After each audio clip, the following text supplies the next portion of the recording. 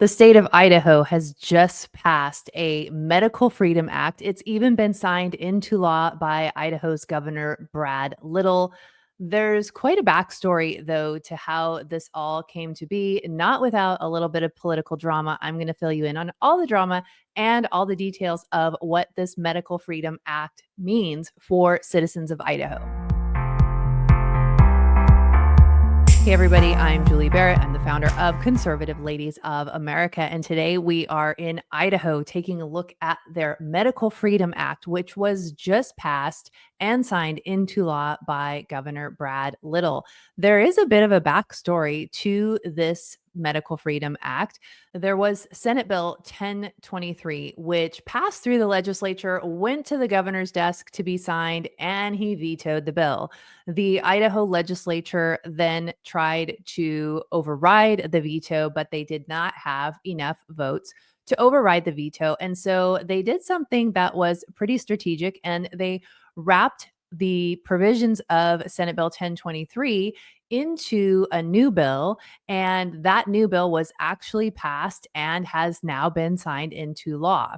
When Governor Little vetoed Senate Bill 1023 on March 29th, he wrote in a press release that medical freedom is an Idaho value. However, this bill removes parents' freedom to ensure their children stay healthy at school because it jeopardizes the ability of schools to send home sick students with highly contagious conditions, including measles, lice, ringworm, pink eye, strep throat, stomach viruses, the flu, and other illnesses that disrupt the family's lives. He goes on to list several of the other medical freedom bills that he has signed into law over the past few years and asserts himself as a proponent of medical freedom. But he did not want this bill to be passed because of the education component and the infringement upon parental rights.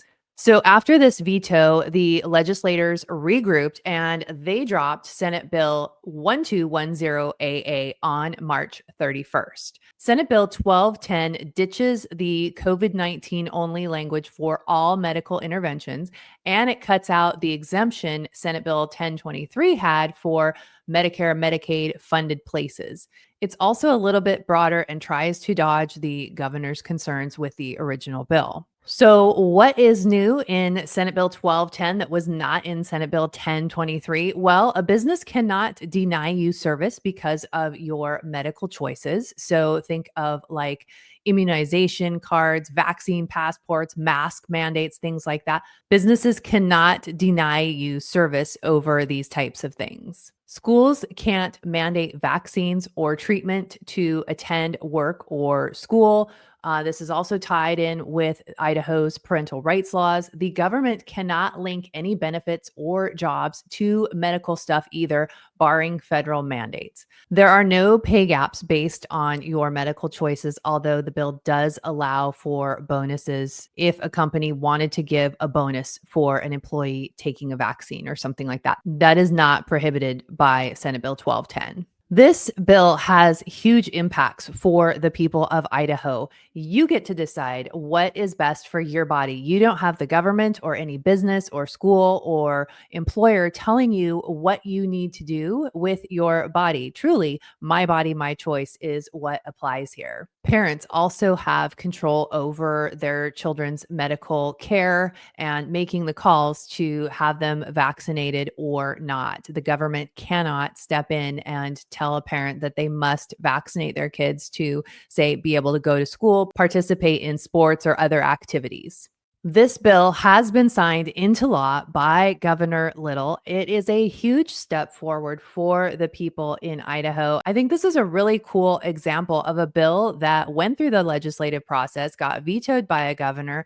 They couldn't override the veto. And so the legislators went back to the drawing board and crafted a medical freedom policy that worked for everybody and mostly worked for the citizens of Idaho. And it is now signed into law by Governor Little. One of the things that I have noticed in my work, especially over the last 2 years, as I've started looking at other states besides Washington, is that Idaho legislators, Republican legislators, specifically the conservative legislators, they're doing a really good job to pass policies that make life better for their citizens. They have definitely learned a lot from the COVID area and taken that into their policy making to ensure that if we have something COVID like the next big emergency in our country, that Idaho citizens will have the freedom that they should have as American citizens. So I'd love to hear what you think about this bill. I know that we've got a lot of our Washington friends who have sold their homes and made their way over to Idaho. Idaho looks good to a lot of people in Washington. What do you think about this bill? I know for me, as a citizen of the state of Florida, I really wish that our legislature was working on a medical freedom act as asked for by Governor Ron DeSantis, but we currently have a rhino problem going on here in Florida.